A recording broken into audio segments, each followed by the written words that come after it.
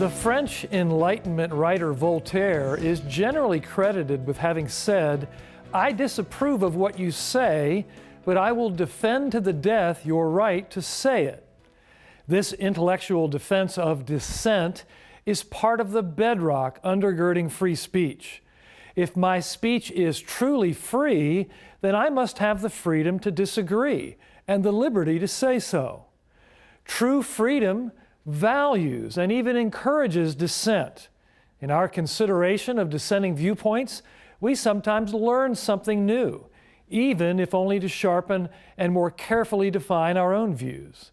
Yet in our day, we have the spectacle of what can only be called oxymoronic dissent, one that demands its own rights of free speech while at the same time working assiduously to deny yours.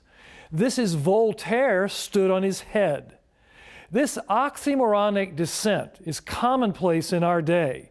We see it on college campuses, where administrators create so-called safe spaces where students can be shielded from viewpoints that make them uncomfortable. Now, I want you to note two things here. First, notice how many colleges look more like daycare centers for the prepubescent mind than the classical marketplace of ideas. And second, observe how the speech disfavored by these policies is almost always that coming from a moral or biblical perspective. Writing from the Birmingham jail, the Reverend Dr. Martin Luther King wrote, "Injustice anywhere is a threat to justice everywhere." His point being that to ignore the plight of African Americans then was to disregard future hazards to your own freedoms. And we might rightly infer from his words that restrictions on religious freedom anywhere are a threat to religious freedom everywhere.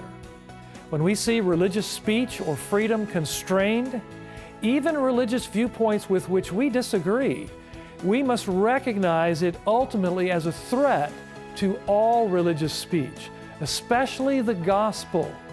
And in the end, the gospel is the only thing that will matter to those standing before the judgment seat of Christ.